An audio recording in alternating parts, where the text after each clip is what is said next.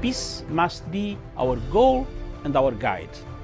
And all that we strive for as a human family, dignity and hope, progress and prosperity, depends on peace. But peace depends on us.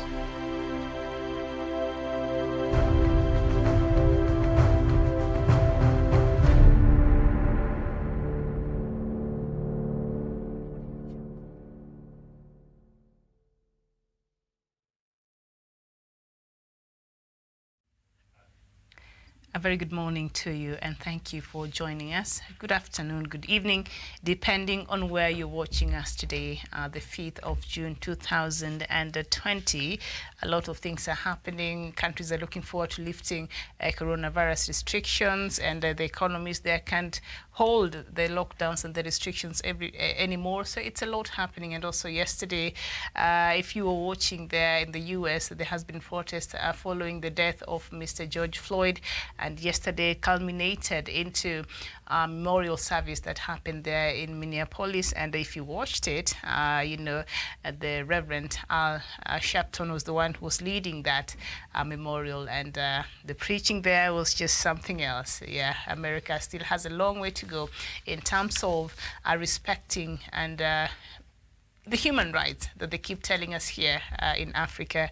And we see Americans who have been born and raised in America and who are of different color, they still have to fight for a space for them to be heard, for them to be recognized, and for them to be treated right and not as second-class citizens of the United States of America. So a lot of things are happening there, and a lot of things are happening back here, as I see now a country like South Africa wants to organize and lead a protest against, you know, following the death of George Floyd. And it is a country like South Africa where we saw last year xenophobia happening, a lot of Africans from other countries being killed and maimed, and their businesses are being banned. A bit of some hypocrisy there, but we shall look at that. So this is Diaspora Dispatches, where we get to look at the news making headlines across Africa and indeed across the world. And joining me is Daniel Wesonga.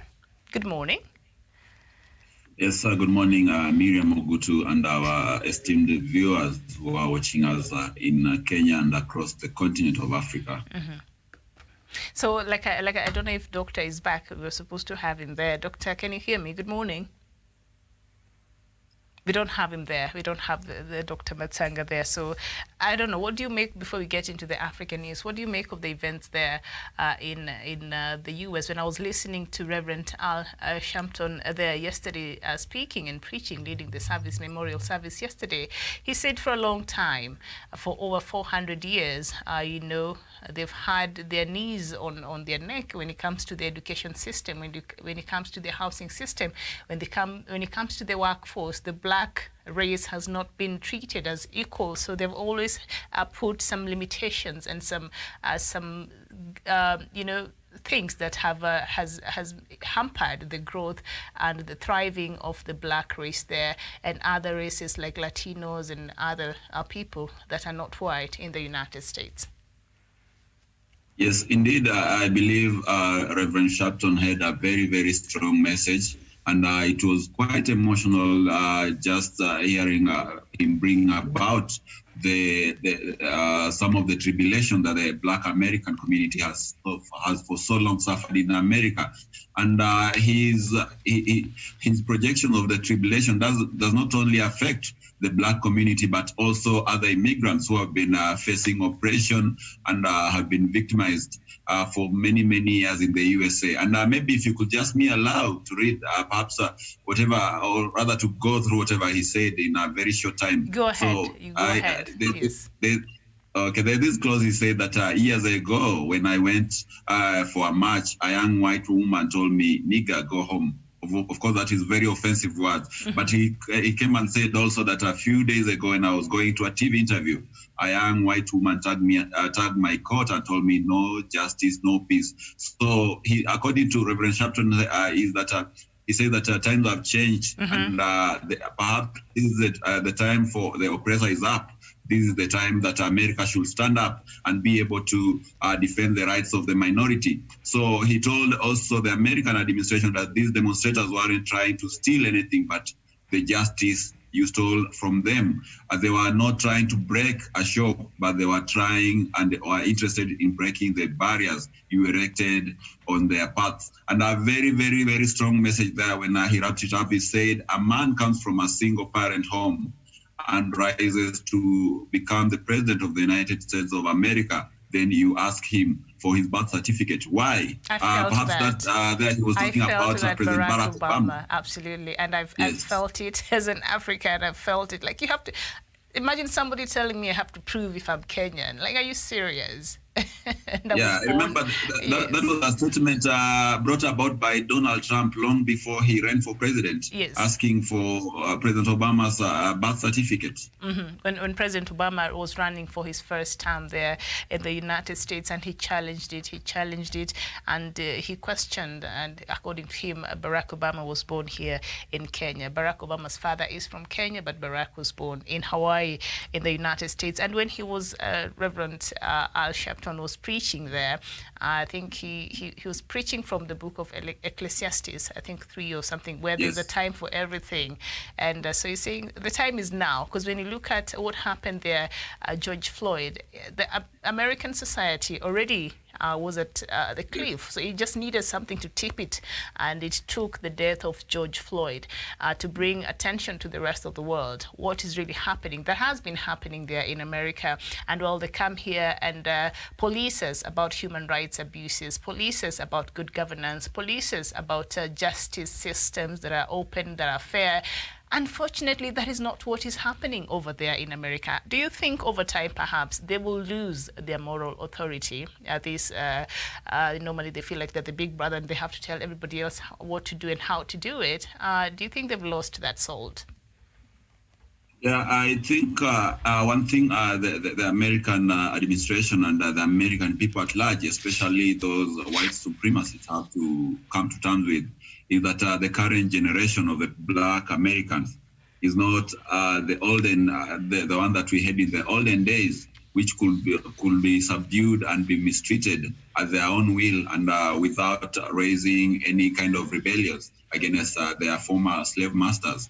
So right now, of course, a lot has changed, and society has evolved a lot, and I think it is time for them to adjust to that change and be able to accord the Black Americans a very equal space at the dinner table and be able to appreciate that the American diversity, it is well engrossed in mixed races, having people from different diversities, and that is what makes America great. America is not a great democracy because of its geographical measurements. It is a great country because it embraces diversity in terms of culture, race, and everything. And that's why when you even read about the beginning, how America was founded, these people never came from different places and they came together to form a republic. So that is one key thing that they should look at. And I think it's also exposed in their constitution. And the constitution starts by saying, we the people. So when it talks about the people, this includes the Black Americans, the Latinos, and all other immigrants that form up the people of the great nation of America. Yes, so indeed. I think it's time to change. Yes, indeed. And even our constitution, I think the preamble, we the people, we have the power, the 2010 constitution. Yes. And also I think when he was talking also he mentioned, because this I think something we can draw parallel and see how this also happens in Kenya, and indeed use the Bible as a prop. For me, a person of faith, sometimes I get very offended, or any other kind of religion, if somebody wants to come and make a mockery of it or just use it as a prop, it's not right. So how can we, what is it with the politicians and religion, and why? Okay, I think religion is one of the greatest tools that politicians have always used since time immemorial to push people into a dogma and be able to control them. And you remember there's some research that they were doing. When you look at even the African continent, where we have so many churches. These are countries where leaders are really discriminating against the population that they are supposed to protect in terms of resources, redistribution of resources and all that. So when someone hides behind religion to really perpetuate an injustice, I think it's quite unfortunate. And that is something that I think should be condemned by strongest term possible. There's no religion that supports taking away of human life, or maybe just discriminating someone on the basis of their skin color. And there's a story back in the US where a young black boy was passing by a church, and then these white supremacists who were in the church came out to insult the boy. And then the boy asked the father, what kind of a God do they have inside that church that they worship? So it really means that despite hiding behind religion, these are not the doctrine of the Bible. The Bible does not discriminate anyone based on their skin color. You remember the story of the Ethiopian eunuch in the Bible who was a black man. We have so many cases where people, even Jesus telling Jews that the Gentiles who they despised, they despised were more better before the eyes of God than the Jews who were self-proclaimed. So I think it's a very, very, very wrong notion that President Trump was sending out there, and I think as a leader he has failed terribly. I think so too, and I don't know why. Do we need to keep calling America the country of the free world? Do we still need to say that? Because if you are a citizen of the U.S. and you still have to fight to breathe, to live, every day you wake up, your life is threatened. I'm safer here in the streets than some race there in the U.S. I think, Miriam, according to my perspective, my opinion, my very honest opinion, I think America has lost it out. And yesterday I saw a post by the Washington Post, and an American citizen there commented, now look at our media, we are reporting like the way we've been reporting about Syria, the way we've been reporting about Palestine. So I think America has lost its glory. And it's no longer the world of the free world that it's perceived to be. It's not a superpower anymore because of the activities that are taking place there right now. And you remember Martin Luther King Jr. said, an injustice anywhere is an injustice everywhere. So America is no exception. And whatever is happening right now, I think it's high time President Trump rose to the occasion and shown leadership, like the other presidents always did, like Obama. When you used to have President Obama and even George W. Bush, we never had these kind of instances happening, these racial discrimination and just chaos around the country. They never used to happen. Perhaps that now points to the point of what kind of a leader Donald Trump is, because it seems like Americans are more divided than never before. Mm-hmm. And he never even went to the church. I'm just watching that video they're playing. He never even went to the church and prayed. Like, he left the White House in the middle of a crisis. First of all, America is leading in terms of the number of infections of coronavirus. It's leading in terms of the number of deaths in the world. So that is crisis enough in the U.S. And then in the middle of a very serious protest. Anyway, yeah, there you go. So. In my very honest opinion, I think Donald Trump is the only, if not only the only lame duck president that the U.S. has ever had. He's a lame duck. You're calling him a lame duck. Yeah, he's a lame duck. When you look at the guy, I think he was supposed to be a reality TV star he was before he ascended to power. By the way, I used to enjoy The Apprentice until I heard what was happening behind the scenes and behind the recordings. I used to be a huge fan of The Apprentice. I watched, I think, all the seasons. I watched it. You're fired. Always. I always watched it. So he did well in that regard. So I think that was his profession. He will have stuck with that and let someone better to rule the world's leading democracy. Because right now, as it is, Donald Trump, when you look at his tweets, are very, very, very divisive. And you remember if was it not for public pressure seen through the demonstrations, he was really still tweeting very divisive tweets on his Twitter and Facebook. He's still tweeting. He has not stopped. He's still churning out those tweets, and they're not censored. There's no filter. He's just being President Donald Trump, the leader of the free world. We need to change that title. The free world part. I think he has outlined the glory of that particular title, and perhaps maybe leaders that he has been pointing out fingers to, showing more leadership even than him, the leaders in the Middle East and other parts of the world. So that is my take. Trump has really, I think Americans should make us a very big favor in the upcoming elections, and make sure that they make a better choice for the country. And Miriam, also, when you look at the statistics in the last election that the American people had, majority of Black population did not go to cast their ballot. So I think these are a wake-up call to them to make sure now they'll be participating. But also generally, Daniel, President Trump did not win the majority votes. He won the electoral college vote. So he did not win the majority vote that went to Hillary, but he won the electoral college vote there. So that is what put him there into power. So let's now just turn into other news making headlines in the continent. And I don't know, I'll just read them one by one as we continue. And we start with South Africa. And now, South African hospitals could be overwhelmed by coronavirus cases within a matter of weeks, according to the country's top vaccine expert.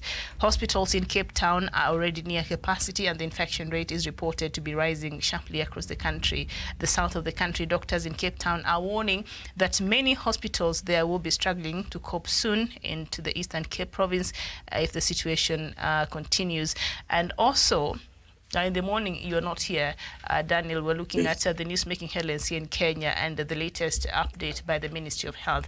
And yesterday, CS Mutahi Kagwe said, because 80% of the coronavirus patients here in Kenya, by the way, right now we have confirmed cases of 2,340. And 599 of those have gotten well, and 78 have unfortunately died. All right. So Mutahi Kagwe was saying, because 80% are asymptomatic patients, so what perhaps we need to do, because the places are overwhelmed. Mbagathi Hospital, the isolation center is full to capacity. Kenyatta National Hospital is full to capacity. The KU, they're all full. So he was saying the government is looking to send the asymptomatic, the 80% of the cases home, so that they could self-isolate. And we're thinking, okay, so that is a disaster in the making, don't you think? Yeah, I think so, Miriam. You know, Kenyans are very tough-headed people. It's quite unfortunate to say so, but that is the bare truth out there. So I believe these are it is an impending disaster, because once these people are released to go and mingle with other people, these are guys who cannot even observe simple measures like sanitizing, putting on a mask. Now, when you release them to go to the society, which is not yet confirmed whether it is, of course, the assumption is that a majority of us who are at home are still not yet affected. So when you release these people to come into our midst, then that's very, very tragic. But also, I think the government is looking at its capacity. You know, we are an African country. We don't have the capacity that those first world countries have to contain the disease. And that's why yesterday I was telling you that perhaps it will reach a point where the responsibility will move from the government to individual. So, because the way we are acting, and also considering that our governments don't have much to combat this pandemic, then it's going to be a disaster. And I think I agree with you. Taking such a measure with Kenyans the way our morals are quite degraded, then it's a time bomb, Miriam.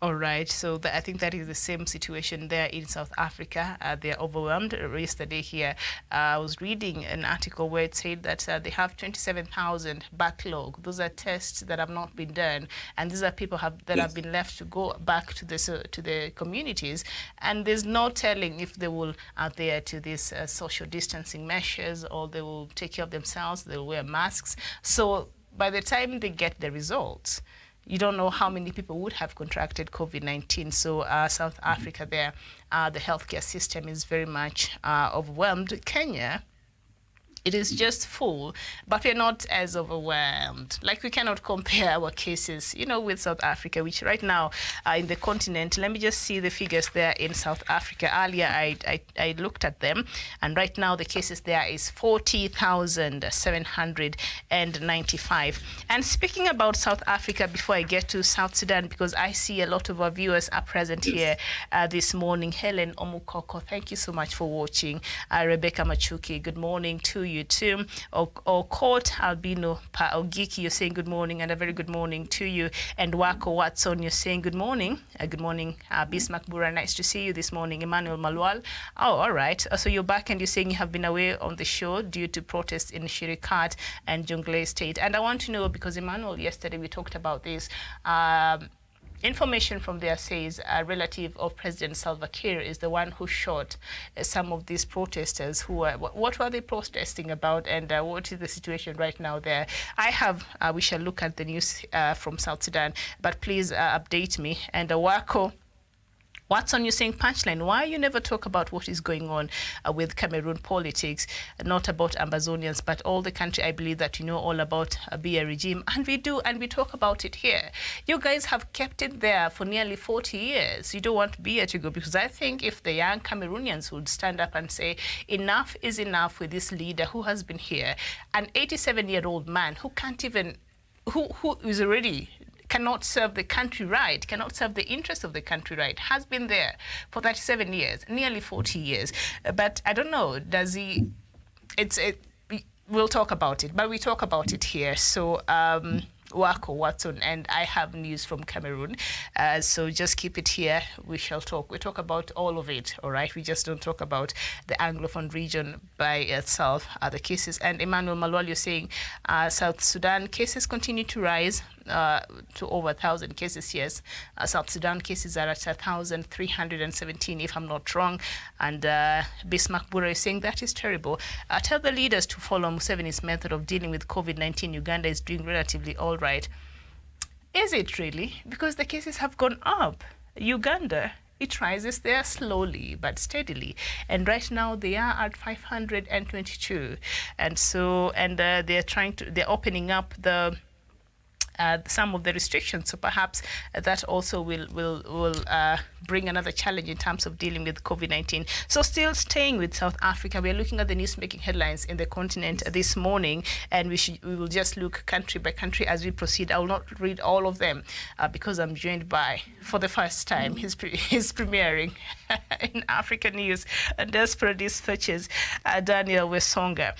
So still in South Africa, Daniel, and South Africa's ruling party, African National Congress, will today launch an anti-racism campaign. It will be a show of solidarity with protests in the U.S. sparked by the death of African-American George Floyd in police custody last month. The Black Friday campaign will call on South Africans to wear black every Friday for an unspecified period. It will also highlight the racism, police brutality in South Africa. The campaign will be launched by President Cyril Ramaphosa, the party said in a statement posted on Twitter. Now listen, let me just, because I already have a problem with that. I don't have a problem because they're supporting what is happening in America. I think it's appallable. It's just bad. It's a terrible thing happening there. But this is Cyril Ramaphosa, a president of a country sometimes back last year. Daniel, did you hear about the xenophobia that was happening there in South Africa? Yes, I was just about to raise the very, very same point about Cyril Ramaphosa. Yeah. And I think it's the height of hypocrisy. And they shouldn't, first of all, they say when you point a finger at somebody, the rest of the four fingers are pointing back at you.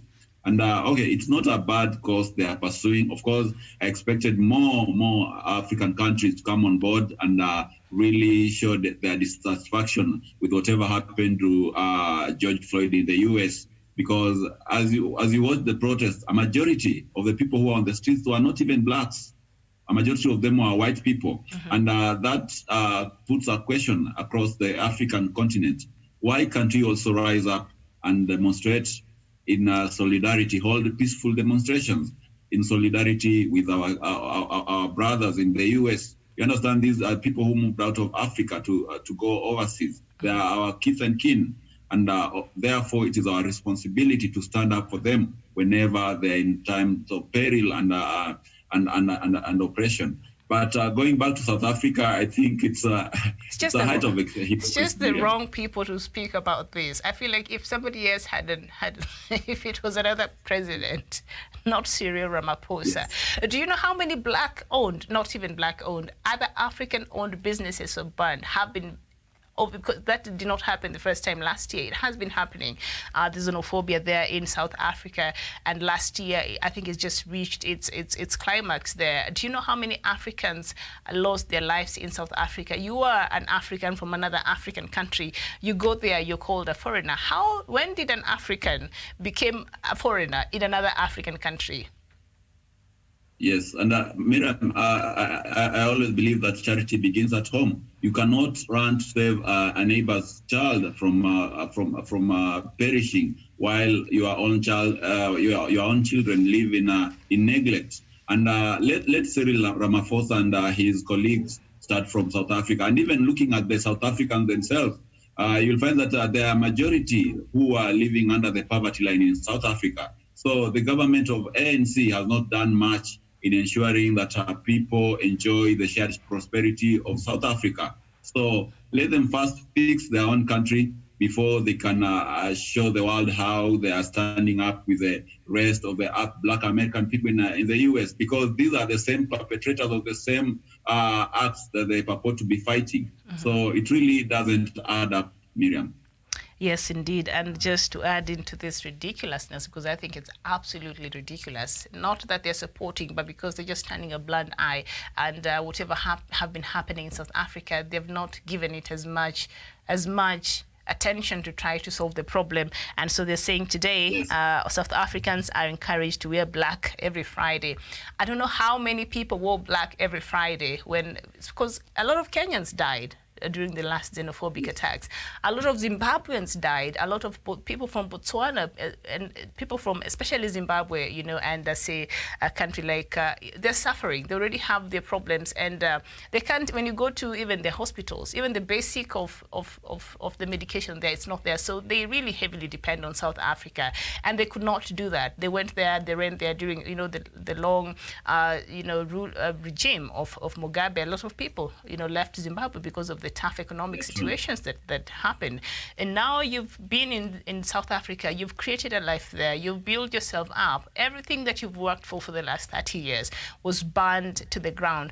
And today South Africa is telling us they're going to turn this into Black Friday to stand in solidarity with somebody in the United States, which I'm not against.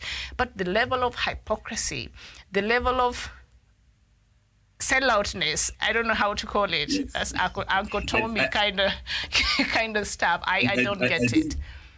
This is a scenario where a hyena is trying to pretend to be the steward of the sheep and to advocate for their rights out there. So it doesn't really make sense when your own people are anguishing in poverty, when your own people are still discriminating their fellow African brothers in terms of business and employment, and you are marching out there. Let them let President Ramaphosa first of all fix whatever is in South Africa, so that they can have a moral standing of telling the world of injustices that are happening in the US. Otherwise, I think that they are not the right people to raise up and lecture anyone about discrimination.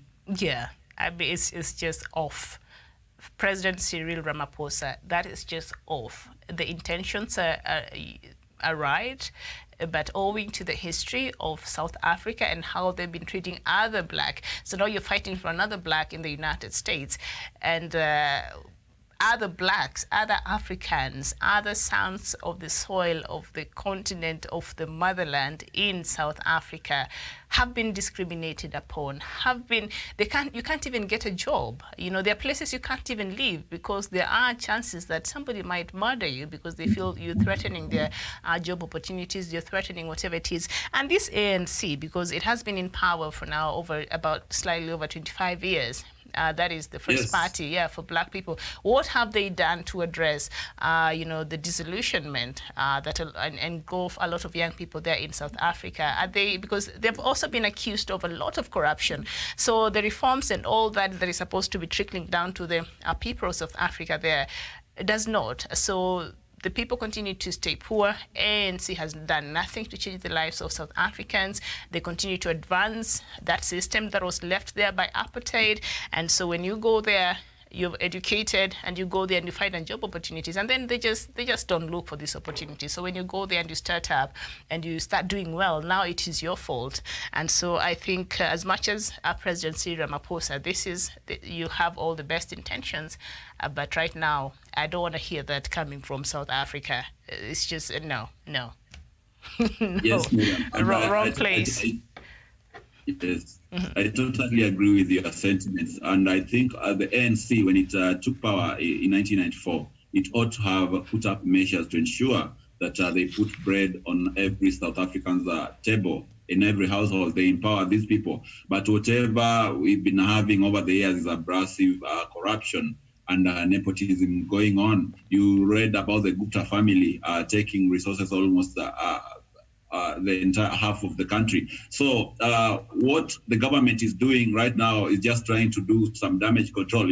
It is the same ANC that has impoverished these people, and now they have found a scapegoat in other African immigrants, now pointing a finger of blame at them, telling the people, these are people who are taking up your jobs, these are people who are making you not to earn a living for yourself. I think that is politics of scapegoating, and it's something that has been there where leaders look for bring tribulation upon their own people. They bring suffering, but they find some innocent scapegoat where they can be able to direct their people and their anger and frustration too. So the mess that starts with the ANC itself. And President Ramaphosa. And before we just move to South Sudan, because also there are matters there we should talk about, I was just reminded of a tweet, just staying with the race matter, of a tweet I read yesterday on Twitter. And this lady, she's a Kenyan Indian,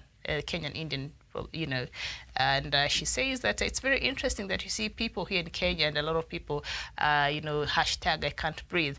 And yet, she was saying that people from her community, the Kenyan Indian community, and a lot of them, in a section of this, country, there are places where you go, this is an Indian neighborhood like Parklands and other places, right?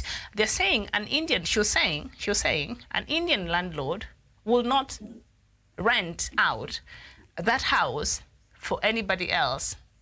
There's some places they will not all of them, she's saying. So as much as we're here, condemning what is happening in the US, and she said, this is also happening here in Kenya. You see that these communities, they're not open to the rest of Kenyan communities. So they'd rather have that house sitting there for years on end, but they will not rent it out to you if you're black.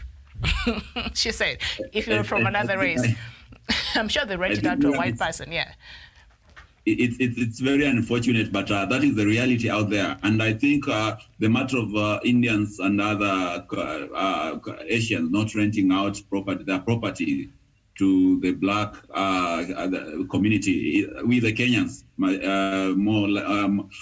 more specifically. And the Kenya, a lot of them have been born here, so we're Kenyans essentially, but we're not renting it out to you. They're Kenyans essentially, but the way they have been behaving is as if they don't come from Kenya. There are people who are here physically, but their minds and souls are back in India. And this is just a tip of the iceberg.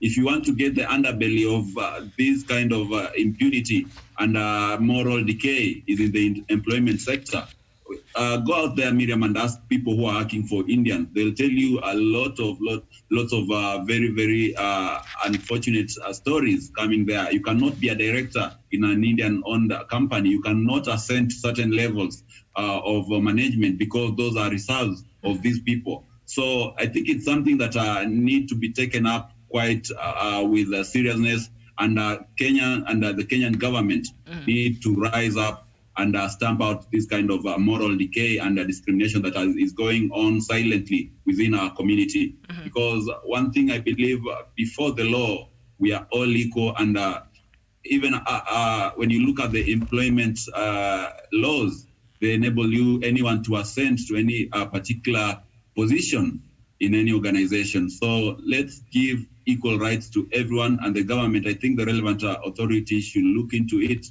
and tell these few Indians who are participating in such kind of heinous discrimination to stop.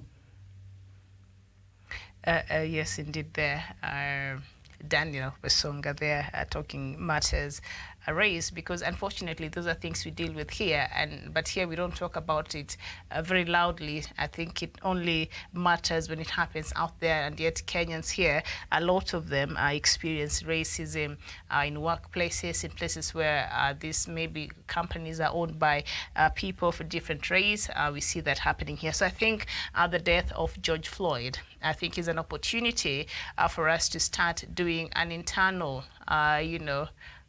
audit and see how are we racist to our own selves? How are we, what is the situation of race in our countries, and what is really happening? And these people we have together, are they what is the situation in the different African countries? Doctor, I see that you're joining us. Yes, I'm happy you're there. So we were just finishing talking about South Africa, and today they are saying the South African government has said, the African National Congress, the ANC, has said that today they will launch an anti-racism campaign, and they are going to wear black today to honor, to stand in solidarity with the death, the African American George Floyd there. And so they're saying all South Africans should be wearing black every Friday, starting today. And I was just thinking the level of hypocrisy that is, because other South Africans don't even want to see other Africans in their country. So how can they now tell us George Floyd's life mattered to them more than the life of a Zimbabwean, the life of a Botswana, the life of a Kenyan, a Ugandan? I mean, what do you make of that, Doctor? All right. So okay, Doctor is busy there. So Wasonga, I see that you're back. I see that you're back. Sorry, we missed you there for a moment. And so, yeah, that is what is happening there in South Africa. So I was just saying, Doctor, before we, not Dr. Wisonga, before we had a problem with your signal there. Is it now about time that this situation that has now brought the world to a standstill, should we now look at this as an opportunity for us to do an internal audit and see how are we dealing with the matters raised in our own different countries, especially here in Africa, because it happens a lot? Yes, I think these are very good turning points, not just for America, but as you've mentioned, here in Kenya, in South Africa, and any other part of the world where we do have instances of racism and sometimes tribalism. So this is the time to stamp it out and really expose the bad devil these kind of derogatory behavior is. So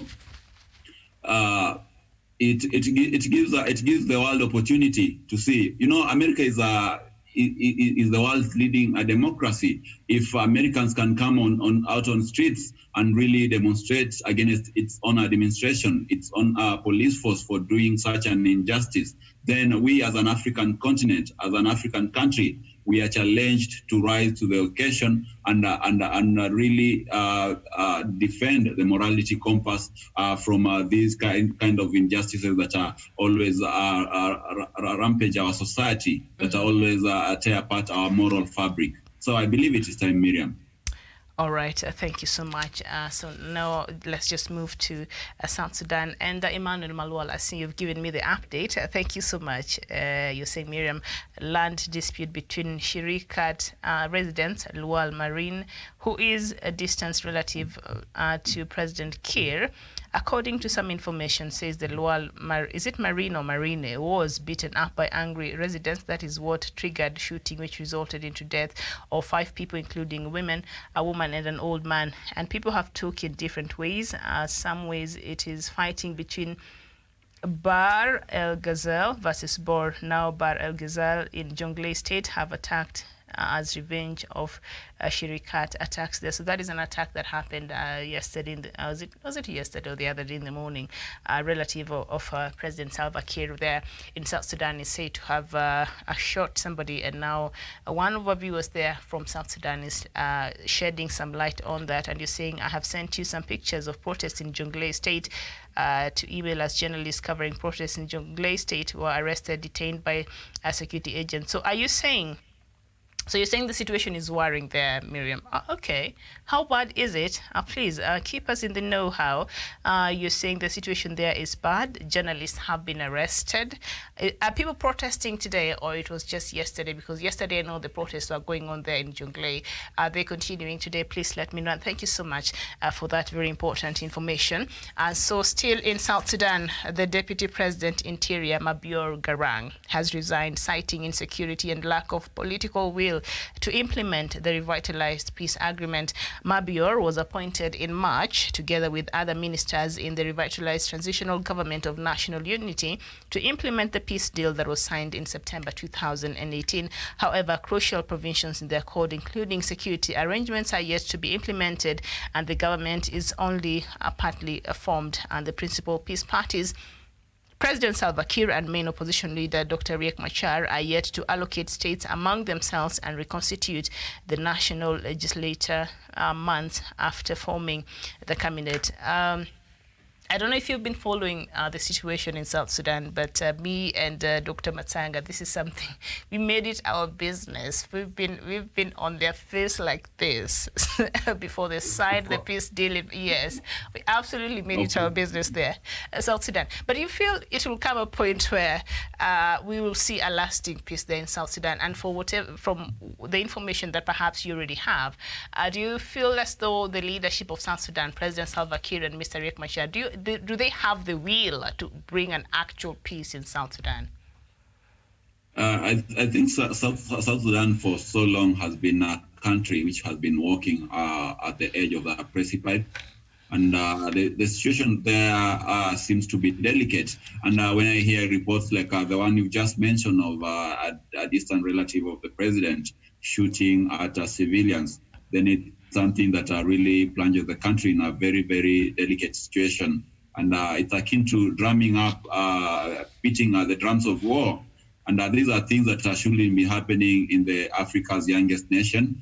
And I think the leaders, both Salva Kiir and Riek Machar, need to put aside their interests. And I think that has been the long-standing opinion of a majority of African leaders, as well as the opinion of yes. So perhaps I believe if they do put aside their differences and think first of all about the people of South Sudan, then they'll be able to forge a long-standing peace. So the only impeding factor there for South Sudanese people to a long-standing peace is not the South Sudanese people themselves, but the people who are at the negotiation table. And that starts with the Salva Kiir and Riek Machar. If they are able to put aside their differences and look at the bigger picture of the people of South Sudan and their prosperity and a long-standing peace, then perhaps peace will be able to be achieved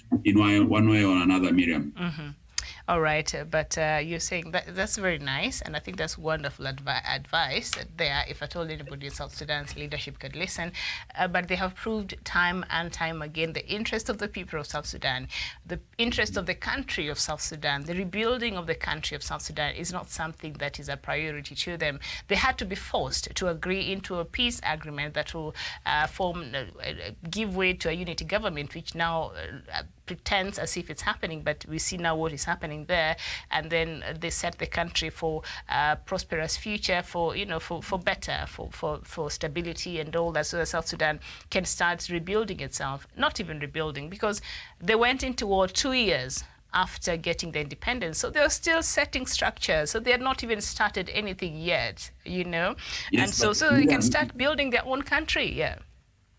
Go Yes, ahead. and Miriam, also look at the number of vice presidents these people have. They have so many. They have created so many positions in order to accommodate every fighting dissident into their government. That goes to point at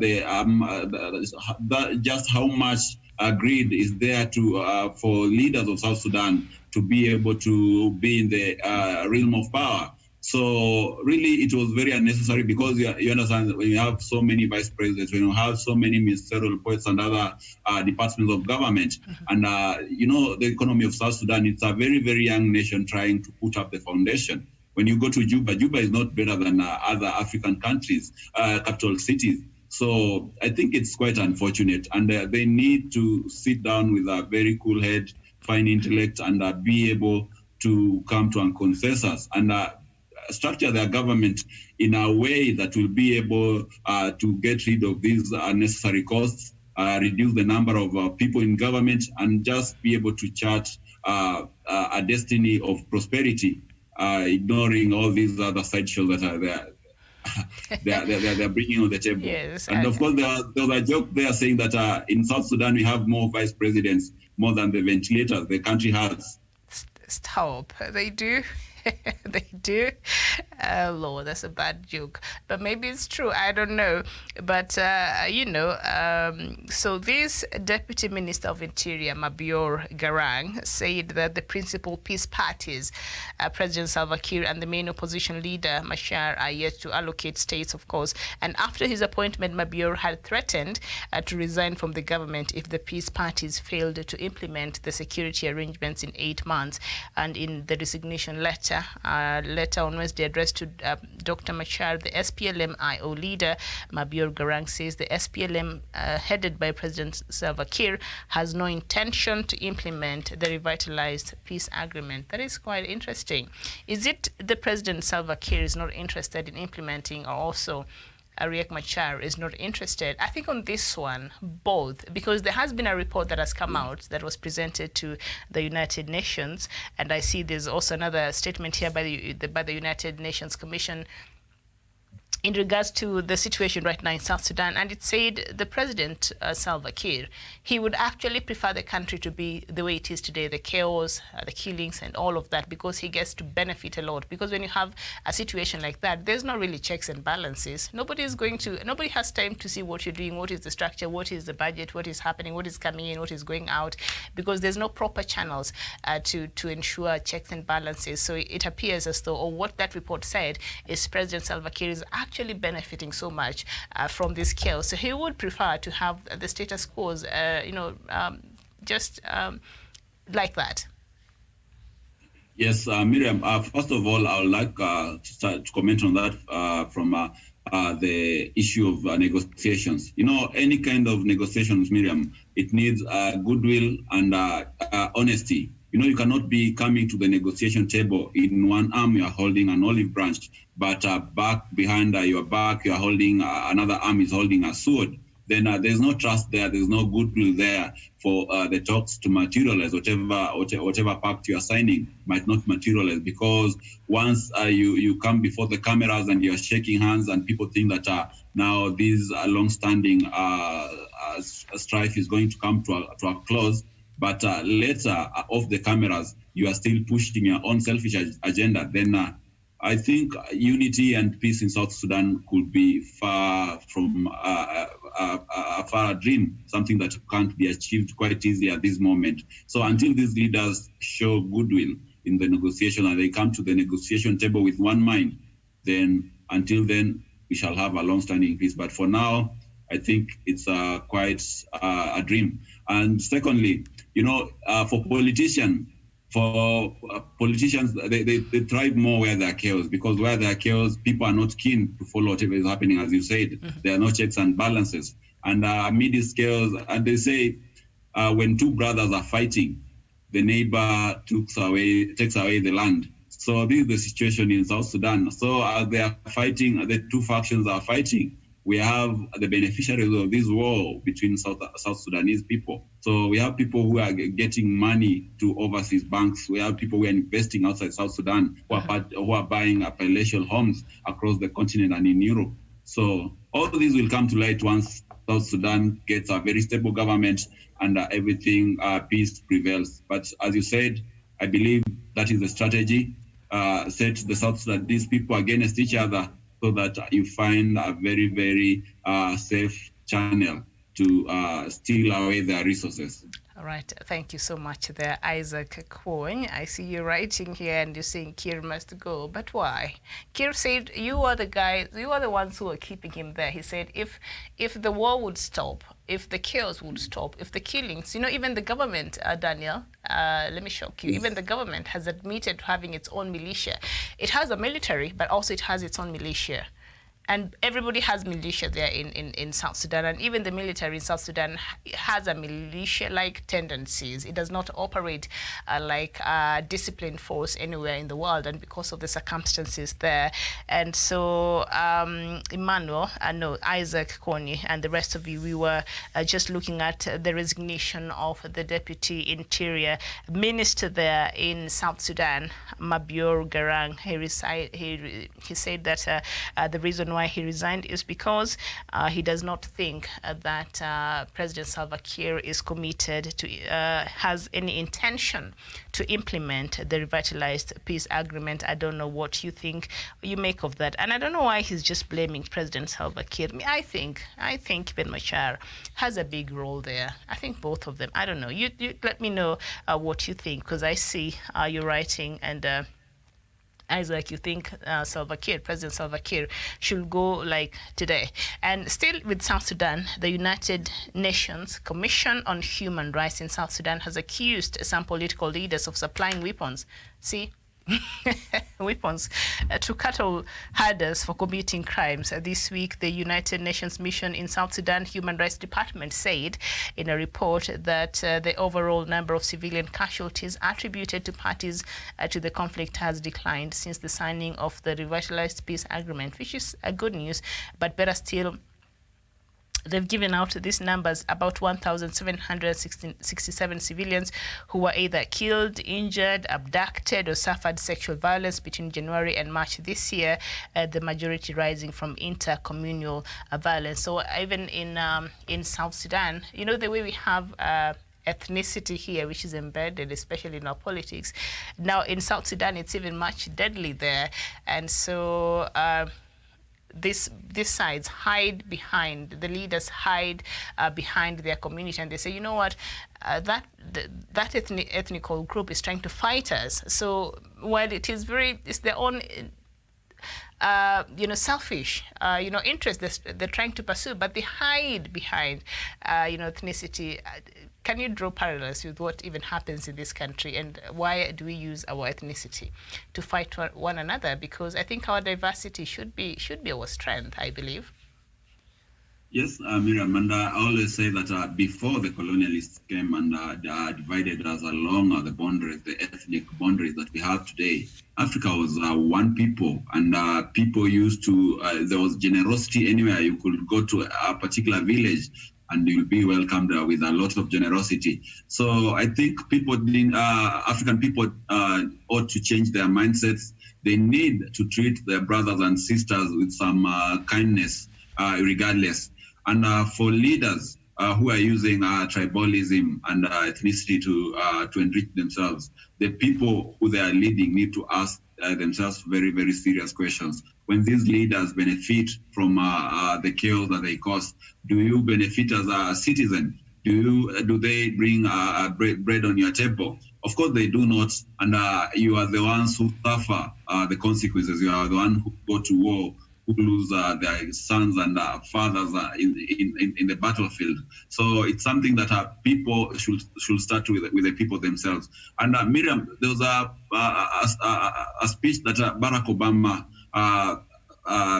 gave a while back, and he said, in that speech, he was addressing the African leaders. He said, if you're a leader and you think you are the only person holding the nation together, if you think you are the only leader who can bring peace to your nation, and keep people together, then as well you might be the problem that is eating apart that particular group of people. So I believe for South Sudan, they need to re-examine the kind of leadership they have, and if it's possible, let them do away with both Riek Machar and Salva Kiir and bring on board people who are more determined about the future of South Sudan, other than people who think that it's only the peace of South Sudan only depends upon them.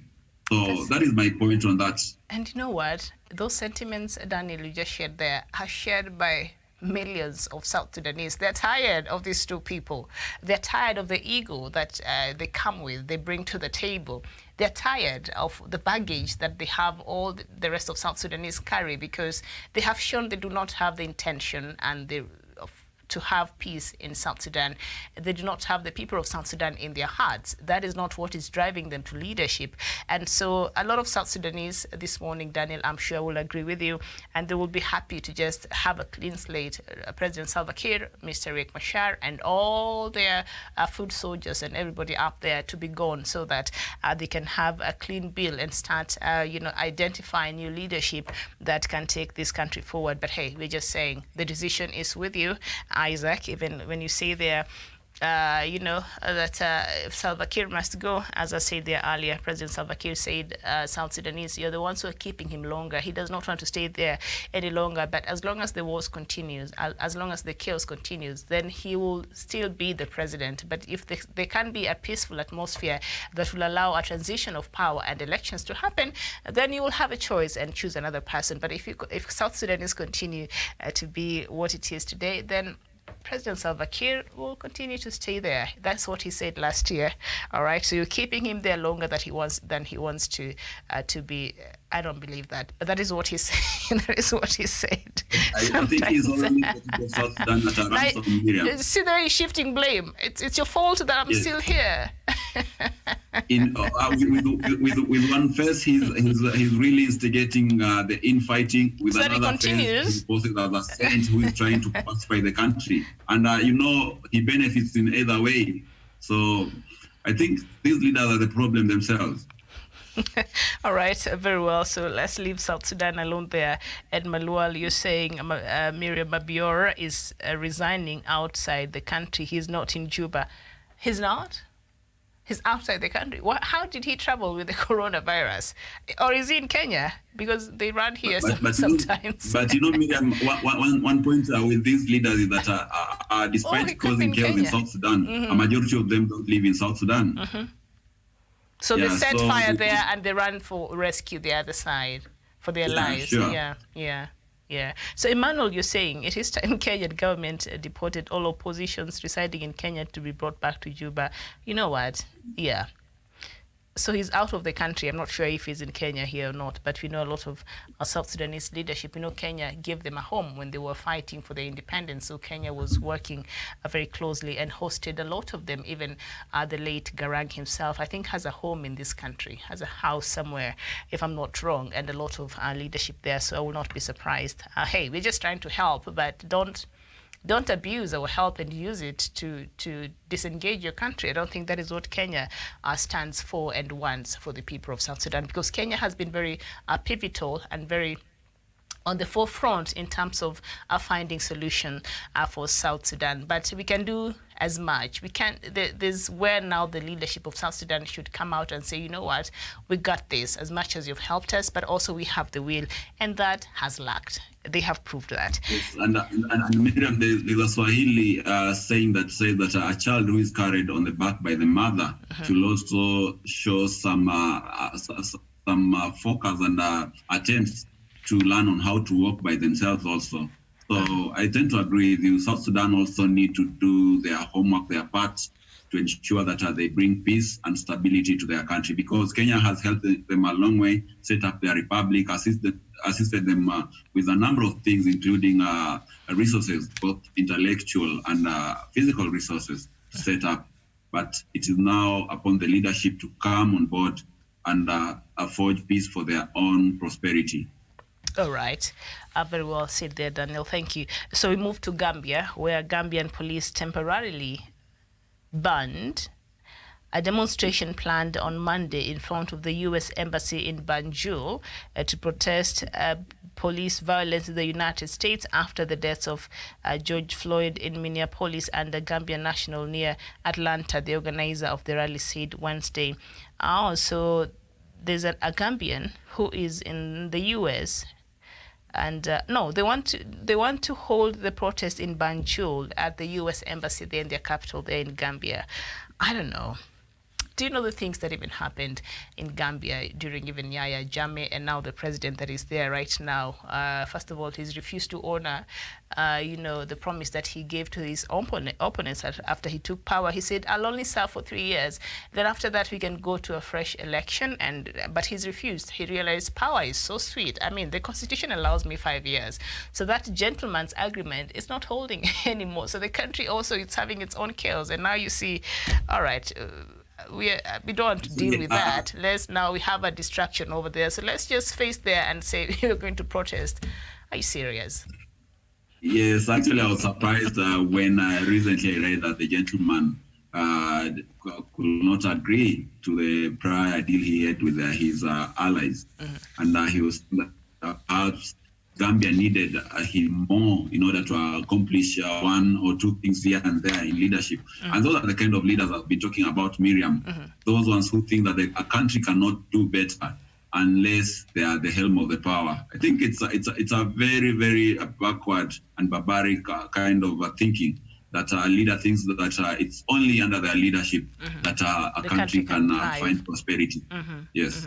And yes, his name is Adama Barrow, the current president of the Gambia. His name is Adama Barrow, the former one that is now in I think in sought asylum in Equatorial Guinea, which we have the longest serving president in Africa. I think now he's like 40 plus years that he's been president.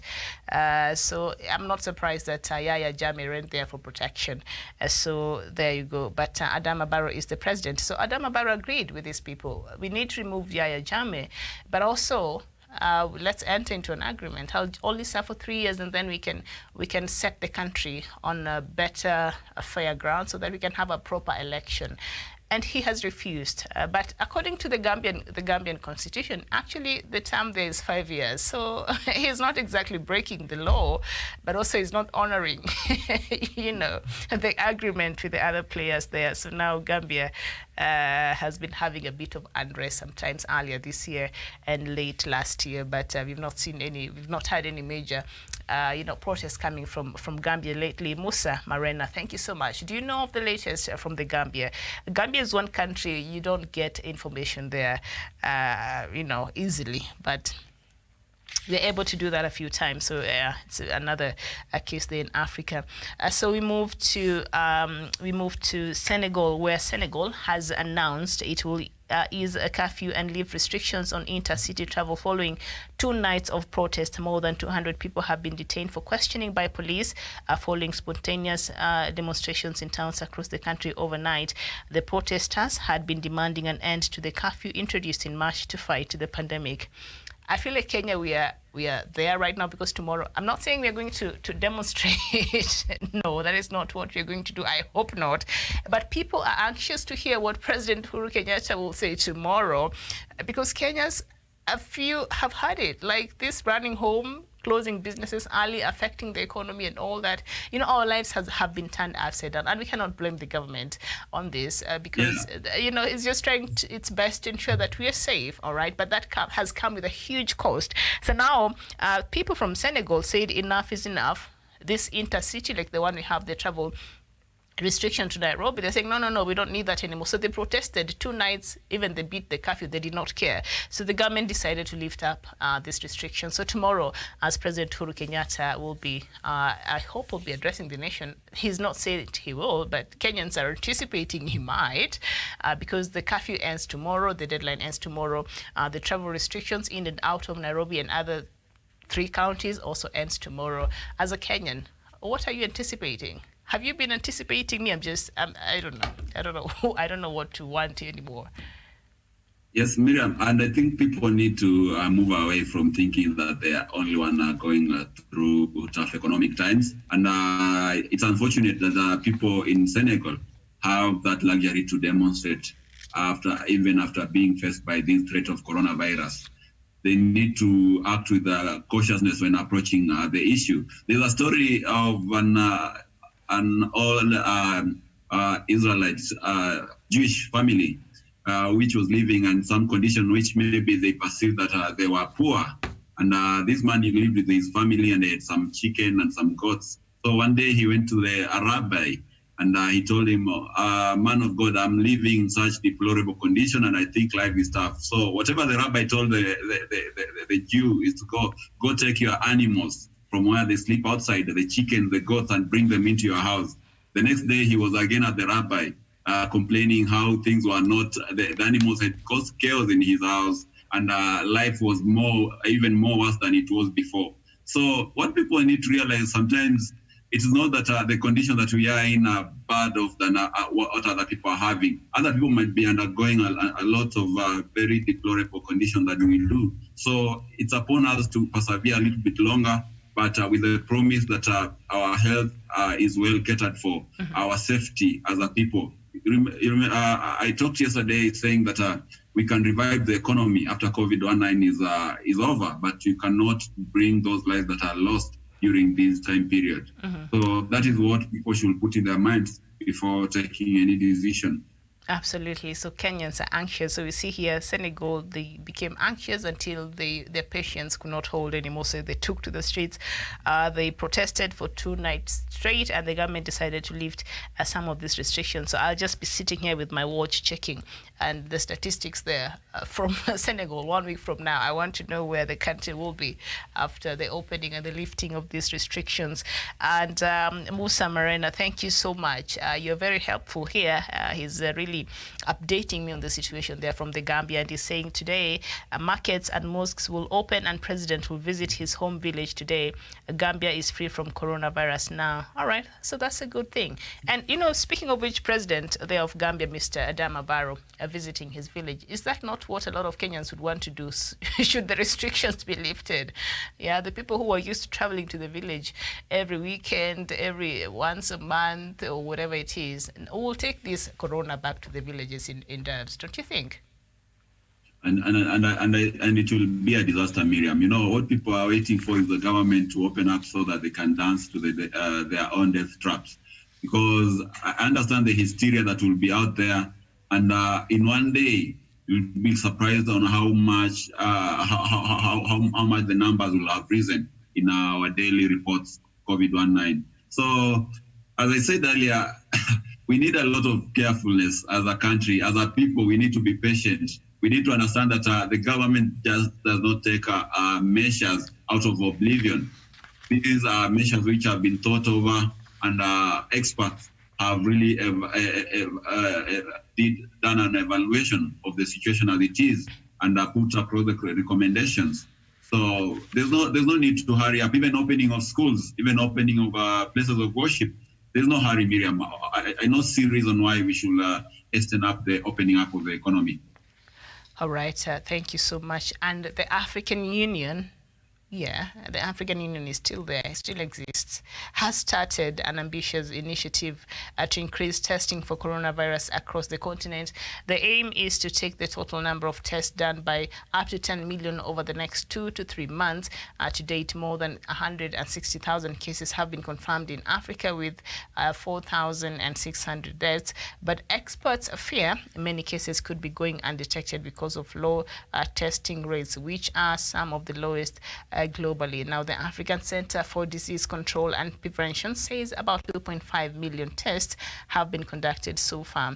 So we've seen even in Kenya, of course, we have that problem now, a bit of a backlog. South Africa, it's even worse, and other countries. And of course, these test kits, we don't manufacture them, we get them from outside. And the countries we buy them from, those countries are very much overwhelmed right now, so they need them. So right now, it's a matter of priority, and getting these test kits into Africa is difficult. So I don't know what African Union now is saying. They'll get us these test kits, I hope.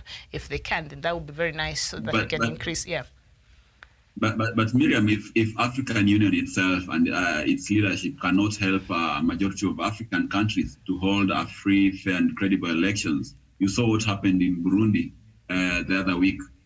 how sure can Africans be that they are going to handle this global pandemic? And come to think of it, Daniel, now that you brought it up, because Burundi is just one of those stories that just wear me out. The same way sometimes the stories of South Sudan just wear me out because, I mean, the leadership, So Burundi went into an election. 9 days before election, they say, anybody who's thinking of coming to this country as an election observer, you will be taken to quarantine for 14 days. Remember, the elections is 9 days away.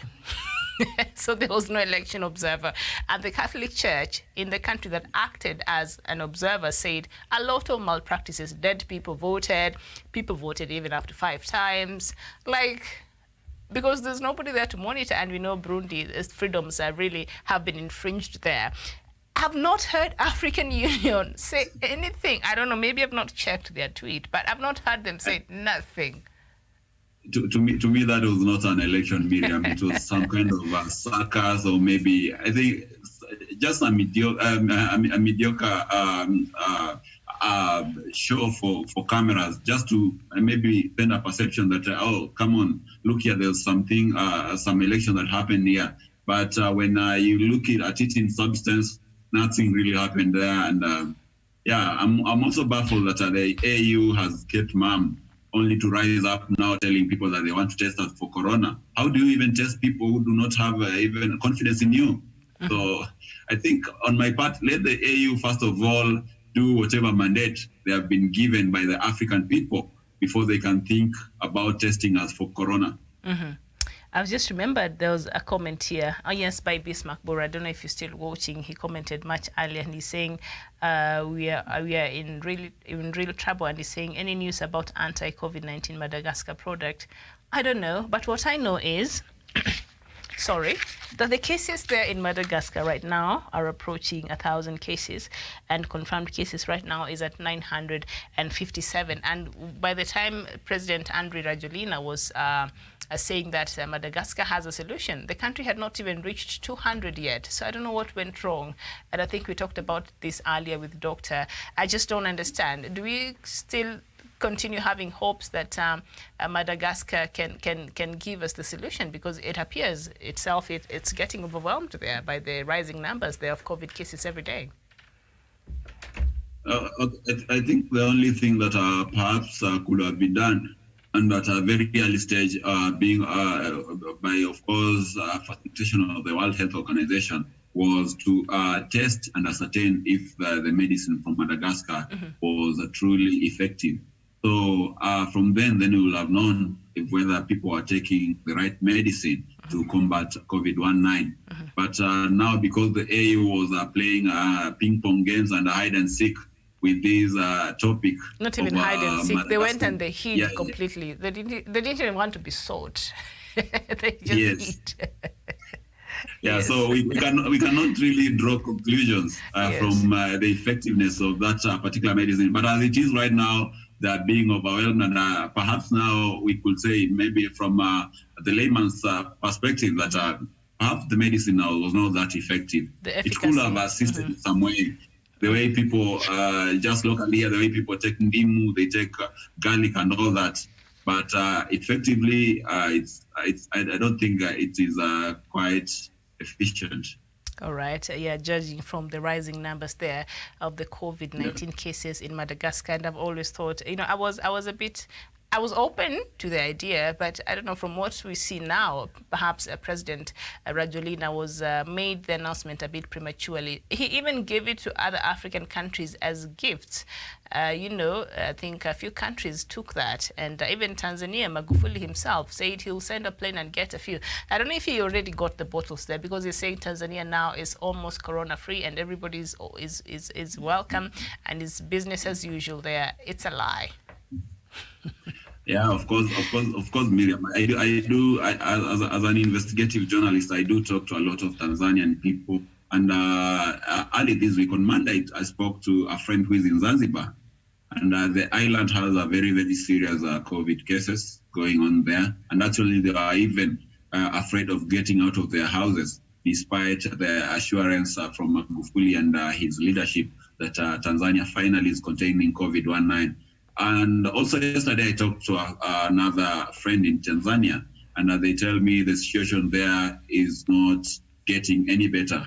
So I think it is high time President Magufuli came back to reality. And just like many other African countries, Europe and Asia, combated COVID-19 with set out measures by the World Health Organization. And I don't know, did you watch, there's a clip that he was advising Tanzanians not to sell food to their neighbors at a very, very high price, or rather not to sell it at all.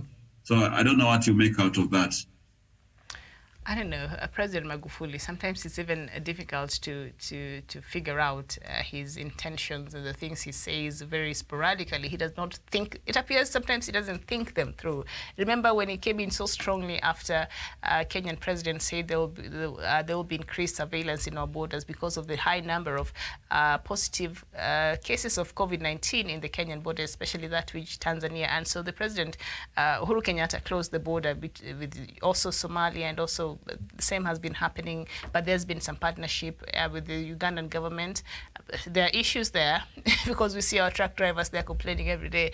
And in Tanzania, so it was not that it was a targeted move, we are targeting to hurt Tanzania as a country. It is a precautionary measure because President Uhuru Kenyatta, as the head of state of this country, his first mandate as the head of state is to protect the lives of the people of Kenya. Period. Yes, that is his first job. Yeah. So when he came out, go ahead. Yeah, and I think also he tried playing the religious card on COVID-19, of course, which fell flat on their feet. And I don't know if maybe Dr. Matsanga was here, would have told us maybe if it comes out that Tanzanians have lost their lives in their hundreds of thousands, if it could make enough ground maybe in future to really prosecute those ones who are responsible for such kind of neglect, to be prosecuted for crimes against humanity, because they ought to have educated their people and told them the seriousness of this pandemic. But as it is right now, it seems like Tanzanians are their own, and whatever Magufuli is feeding his citizens is just mere talk and some bravado that does not help at all. All right, so thank you so much. I see a few Gambians here, our viewers here from the Gambia, and they're saying come 2021, UDP, that is the United Democratic Party there, is the party they're supporting, the founder of that party. What is his name? Wasaine or somebody? Is that Wasainu? Did I say his name right? There is the party leader. Will he be the presidential candidate? And why do you prefer him over Adama Barrow? All right, so thank you there. What else? In Uganda, hundreds of people in Uganda's capital, Kampala, have been left stranded on the first day of the resumption of public transport. That was yesterday. Since coronavirus restrictions were lifted, there appeared to be a shortage of buses. I don't know why, and minibus taxis are following new regulations. I think they're supposed to be carrying half capacity, like it is happening here in Kenya. So maybe a lot of the matatu owners there said, you know what, this will be hurting. We'll be doing a free service. I think they're trying to put it on a scale and be able to see whether at the end of the day it will bring in some revenue, or maybe they will be operating on losses. So it's just a matter of wait and see, I think, for most of these people who own who operate in the public transport. But hopefully, we hope that it's going to pick up, because, Miriam, this is an industry that employs a majority of people. And right now, as it is, these people are feeling the heavy hand of the hard economic times upon themselves. All right, and we end with Cameroon, where measures to combat the novel coronavirus in Cameroon are triggering an avalanche of criticism in one of the countries most affected by the pandemic in sub-Saharan Africa. In less than 3 months, the number of reported cases rose for more than 6,500 in early June, with more than 200 deaths out of a population of more than 25 million. President Paul Biya only appeared publicly on television on 19th of May, pressured by the opposition opposition, and even the World Health Organization after more than 2 months of deafening silence. So while other leaders in Africa are struggling to reassure their citizens, because I think this is the time where leadership, coronavirus, has tested a lot of leadership. This is where the head of state was supposed to rise to the occasion and assure their people that they lead, that, you know what, everything is under control, calm down, we have the situation under control, and we're trying to do our best to ensure that you're safe. But in a country like Cameroon, President Paul Biya has been hashtag unbothered. Yes, Yes. Miriam, they say a leader is a dealer in hope, and a true measurement of leadership comes at the time of crisis. Here is where you are able to sieve masqueraders from leaders. So, of course, if your leader cannot stand up at this time and show firmness like President Uhuru Kenyatta has done through the CS Mutahi Kagwe, and of course we've been commended even by the World Health Organization, then I think as a citizen, you need to have a second thought about this kind of leader. And the only thing you can do is wait until the next election and think the situation as it were wherever you are during this hatching time, this time of peril. And you'll be able to make a very, very sober judgment in terms of electing leaders who are up to the task and above the bar. All right, thank you so much indeed. And obviously, Paul Biya there, even one of, Cameroon has two sides, the Francophone side, where Mr. Paul Biya is, and the Anglophone part, who have been calling for a secession. They want to leave, to have their own country called Ambazonia, so the Anglophone region, because they feel that they're being treated as second-class citizens in that country. And when you look at the situation in Cameroon, you'll find that even a lot of developmental agendas are only directed in the Francophone part. When you go to the Anglophone part, nothing really happens there. They have the worst infrastructure, they have the worst schools, they have the worst, everything is just not working right. So these people are feeling, okay, if you can't treat us right, then let us go and determine our own future through self-determination over there, because we cannot continue being with somebody who treats us as second-class citizen, as we see people with our color being treated out there. So they're saying, no, we want to have our own treatment. So this side is predominantly English. They speak not English, but they speak English, right? So over 2 years ago, President Paul Biya had made an announcement that even schools in this Anglophone part, they should start teaching them in French. And they say, wait 1 minute, we don't understand French at all. As we communicate, we transact business, we go about our lives using English. So why would you want to change that? So that sparked another war. But of course, this is something that has been ongoing, and also the years of discrimination by Paul Biya's government. He's been there for nearly 40 years in power as a president. He's 87 years old. When you see his cabinet, I think the youngest there is probably 70-something. So they're all octogenarians. Yes. I think, Miriam, the spirit of self-determination is what led to the independence of a majority of African countries. Our forefathers foresaw the need to chart their own destiny, to get themselves under the shadow, under the heavy arm of the oppressor. And I truly, truly support the people of Ambazonia. You know, there's no need in paying taxes to a government that is oppressing you. There's no need of living in poverty, and yet you work so hard to build the nation and not share the prosperity of the country.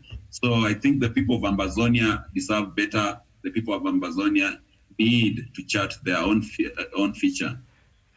All right, and Victor Chan Clement, where you're saying this is time now, Africa, to be united. Yes, Doctor. Good afternoon. Good afternoon, Miriam. Thank you very much. Yes. Viewers, wherever you are. Cameroon.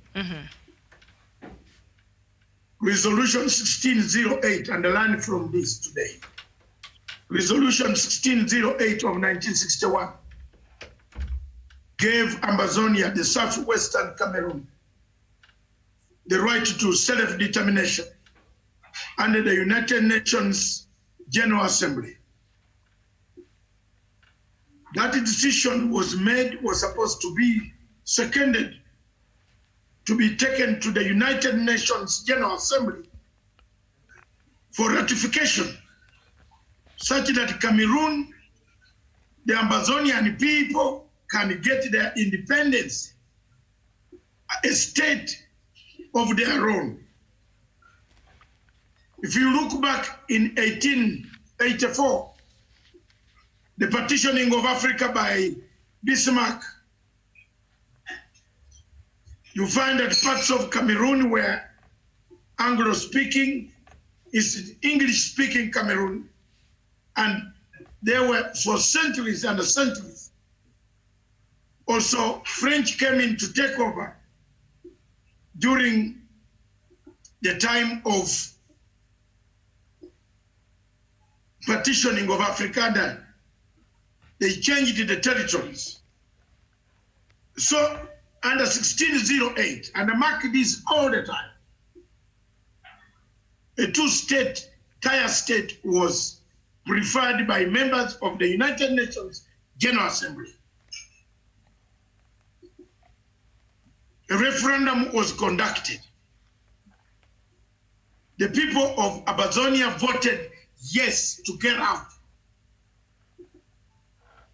A decision was taken to the United Nations General Assembly.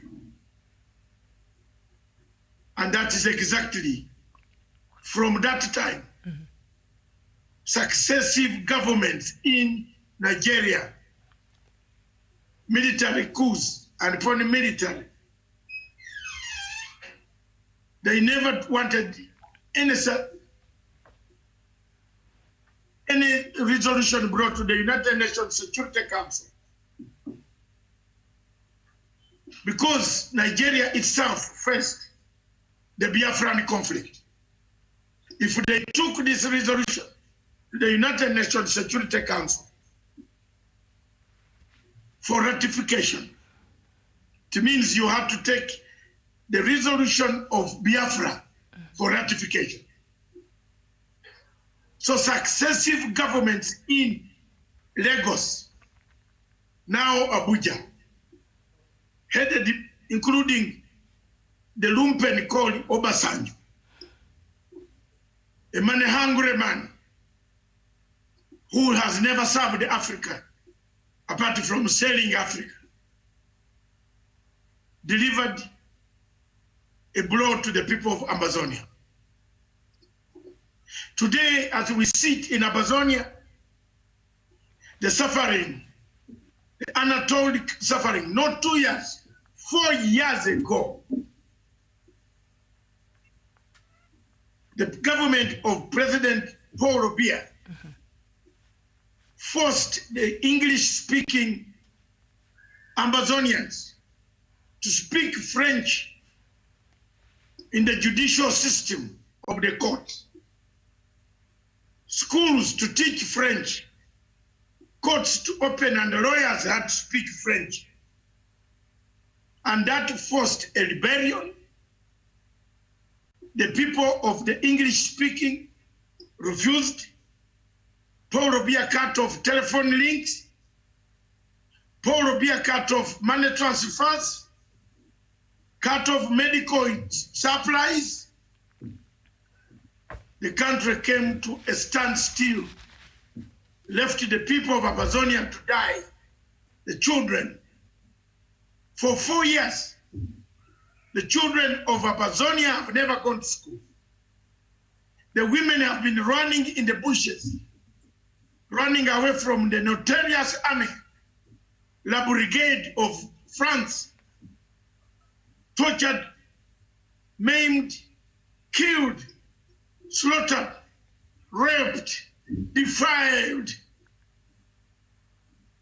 by Paul Biya's army. As these things happen, the world is watching.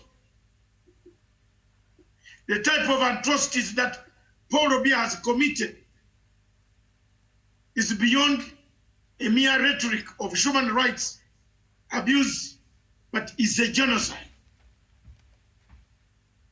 It is therefore very, very important as partners in Africa who pattern to eradicate the type of malaise that is cropping on the continent of Africa, reducing Africans, subjecting Africans to tendencies of dictatorship, of killing people, maiming people, taking political prisoners. Cameroon remains the only country in Africa with political prisoners who have been charged on trumped-up charges. May Paul Biya die quickly to make sure that this country changes. May he live, that the people of Amazonia wake up tomorrow and get their independence. May he live, that the wife of Paul Biya, who buys a wig for $1 million, perish quickly. Oh God. People have done a lot of atrocities. From Idi Amin, some of us have been praying that one day Africa will be a smooth Africa, an Africa where Africans enjoy the fruits of the freedom from the time of President Ahidjo of Cameroon, when he handed over power to this lumpen called Paul Biya, a mercenary, a looter, a murderer, a man who commits genocide. We have prepared documents for him in London. Maybe your disease will never take you to London. But if you ever step in London, Paul Biya, you will come back in a coffin. Because we shall detain you there. We have put papers waiting for you. You escaped us. That's why you didn't come for the Commonwealth. When they called people in London, we have placed the papers at the Old Bailey waiting for you. You can play with Cameroonians, you can kill the Amazonians, but you cannot kill the spirit of Africans like us. We shall get you. That's just the glimpse. Point number 2, the situation of Gambia. The Gambian situation must be told. Adama Barrow, Mr. President, you never listened to me. You are also on your way out. It is this radio station, television station, that brought you Adama Barrow to power. You had not even a toilet where you could speak. David Matanga and the Punchline Africa brought you. We smuggled a satellite into Gambia to overthrow Yahya Jammeh. I broadcast messages, millions and millions of Gambians worldwide watching, know this face, until we overthrew Yahya Jammeh. We brought this watchman from North London to lead a country. He started listening to the French hegemony of Senegal. You see the trouble you are bringing? They are preparing for Bensouda to come and take over the Gambian state as a price for having fixed Africans in the International Criminal Court. As a student of international intelligence, I follow you. I follow them. I follow them. And I will always expose them. I will expose them at every inch they make.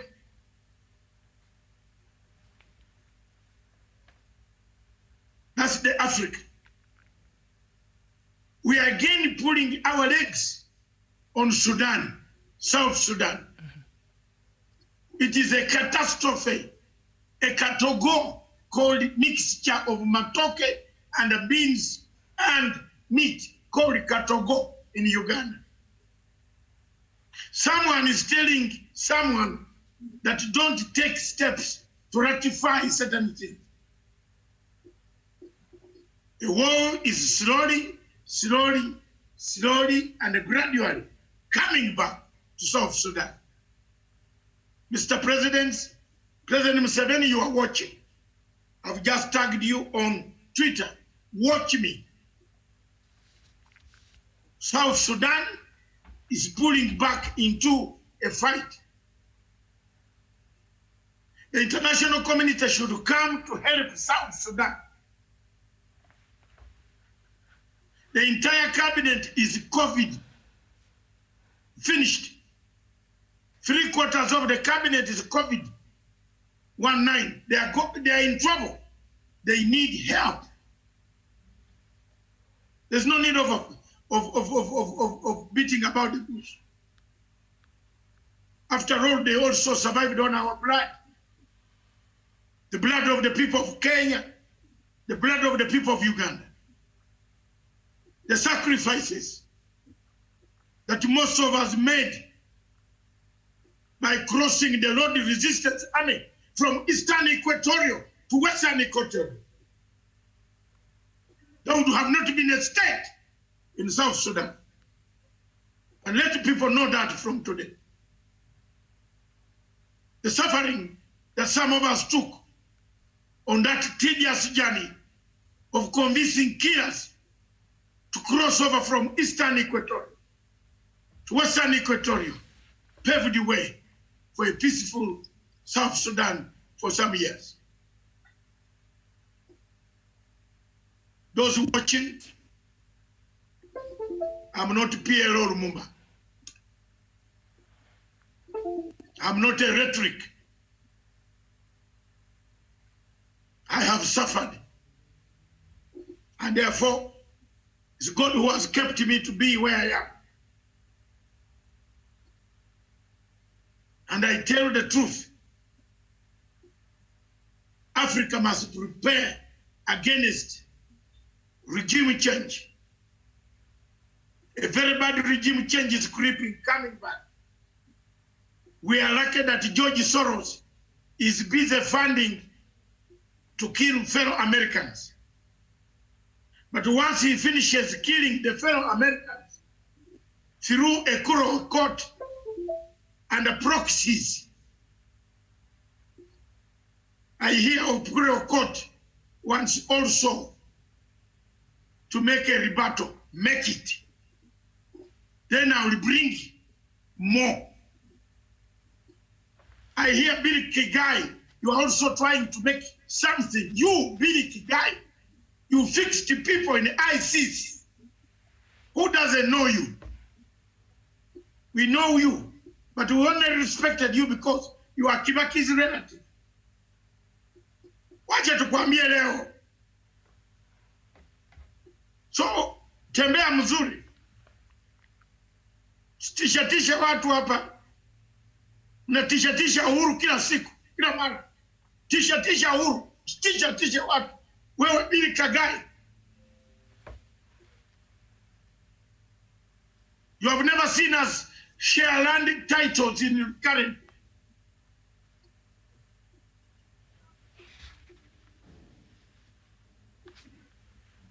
Mdomo mrefio.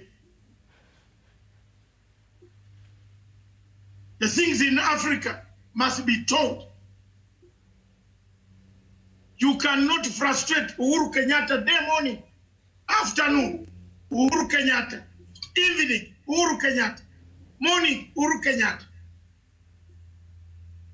That's the Africa we have.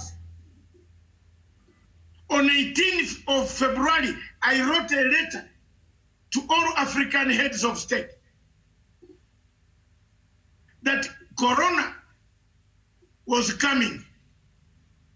No case of Corona had hit Africa yet. And I warned them that to prepare beds. Where are the scholars in Africa who pretend to have a PhD, professors, where are they? Useless. None of them can even see international intelligence movement system. When you see Americans moving away from Wuhan, have the brains, students who are watching this, you also move fast.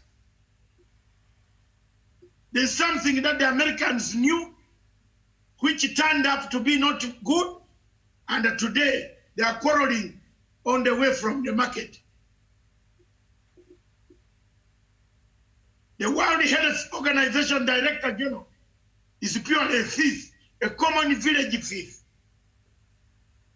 Dr. Tedros is not worth to mention in this fight. Let's die, but let's not think of Dr. Tedros. He's called Commander Tedros of Tigray Liberation Front, whom I knew in 1989 in London. A very big thief who forged signatures, and we lost our funding. So if he has grown to this level, let's prepare for our days.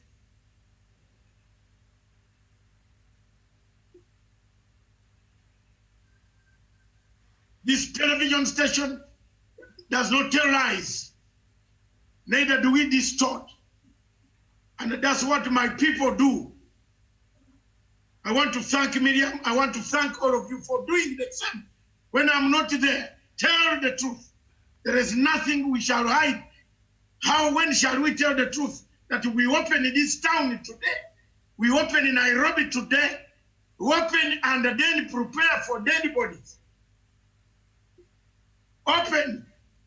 People are not showering. People are not washing hands. People are not wearing masks. Nobody has a mask. They are wearing as a designer. You want to open? Open. You are criticizing Magufuli, but the problem is here.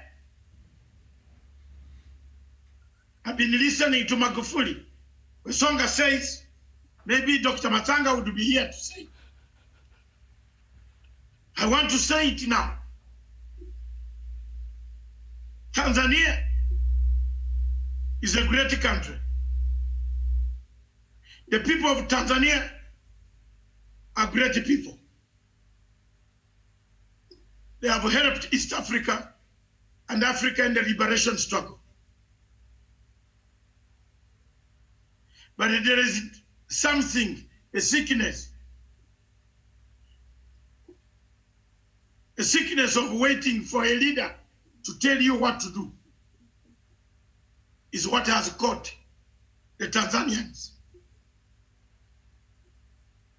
It is good to accept and respect your leadership, not to belittle the leadership like the way people belittle the Kenyan leadership. Insult President Uhuru Kenyatta. Even the people who have not washed their faces also do so. They wake up before washing their faces, Uhuru Kenyatta. But Tanzanians respect their leaders. It has never had a military government. One lesson that Tanzanians learned is ujamaa, utu, wako na utu. It is that utu that has made Tanzania strong. It is that utu that has delivered Tanzania to where it is today.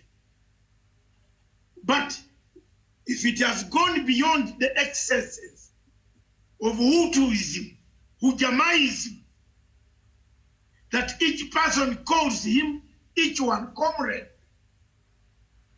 we lost it. The disease will take us out. I want to take this opportunity to thank you. And I want to take the opportunity that we shall continue to say the truth. If people listen to me on Libya, in my letter that I wrote, nobody in Africa reads what I write. They read my name. Continue reading my name. I've done my best. God has kept me on this planet Earth. I will go when I've served my time. I warn the people that Libya will bring chaos to the entire Mediterranean. I want to thank the British government, the Chatham House, for having taken seriously some of my documents.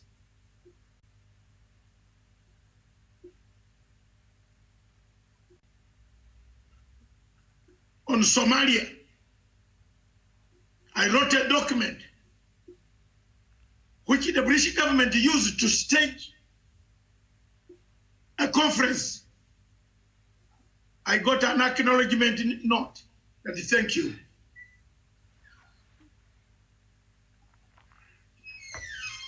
That thank you very much, which is very good. To get that from the Foreign Office is very good respect. You must prepare an exit strategy. This Somalia you see, we are joking with it. We shall cry tears.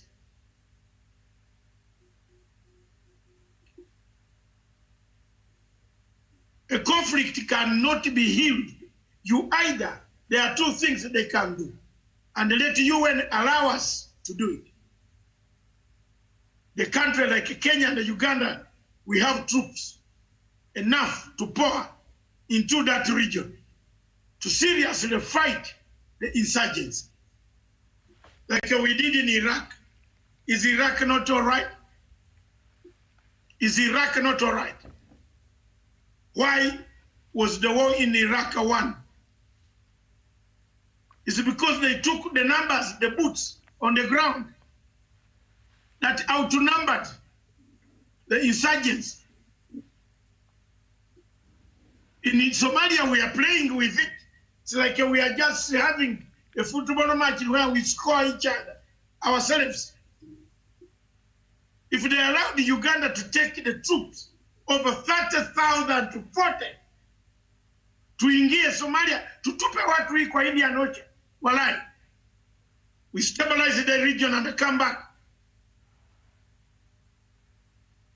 These things of half measures, Miriam and Daniel, is where Africa is crying, where you are crying now. It's where Sudan. I've been listening carefully so that I come up with this speech to tell you are crying. See South Sudan, you are crying. And a coordinated troop movement in South Sudan. Another war is brewing. What has stopped Riek Machar to appoint certain things? What? Until Matanga picks a phone and shouts at him, which I have to do. I'm waiting for him to have out of COVID. Thank you very much. Thank you, viewers. And thank you so much. And what a way to end the show, Doctor. Thank you, because we were about to end the show before you came in. And thank you so much for taking us home. Thank you so much, our viewers. Daniel, are you still there? Yeah, I'm still there, Miriam, and Yes. Quite a powerful submission there by Dr. Matsanga. Yes. I tend to share his sentiment 100%, and of course he has a very deep understanding of the conflicts in various African countries. Mm-hmm. I'd really like to thank him for that. That was very powerful. All right, and Thank also, you. yes, indeed, and also, God bless. yes, and Daniel Have also. a nice weekend. We see each other tomorrow's Africa Kitchen. All right. I will be cooking traditional food of matoke and the stripe. Shall be tuned in. It's called katogo. It's a breakfast meal, lunch meal, supper meal. You can do it anywhere you want. Anytime meal. And anytime meal. All That's right. why you see Ugandan ladies, all of them have that beauty because of that katogo. So tomorrow at 6 p.m. East African Standard Time, watch the show, The African Kitchen of Punchline, Africa Television. We want to thank our people of SSBC, comrades. Together, Amazonia will rise, the shine again.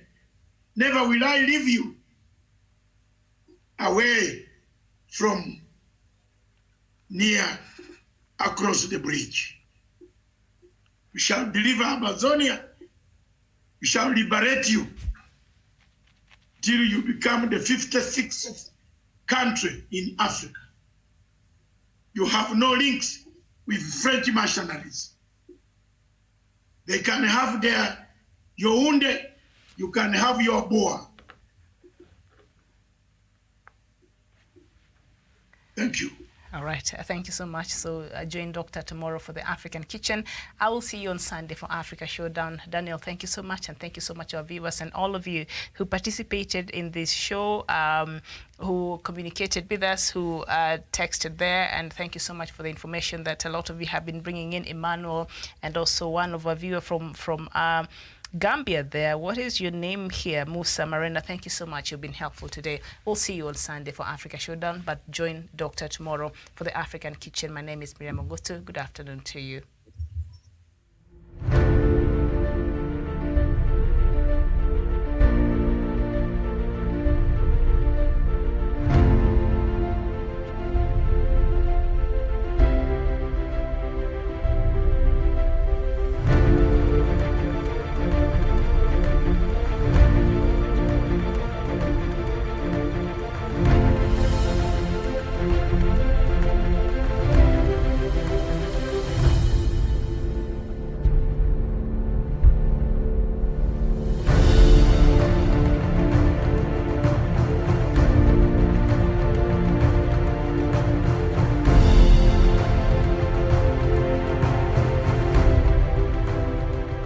Peace must be our goal and our guide. And all that we strive for as a human family, dignity and hope, progress and prosperity, depends on peace. But peace depends on us.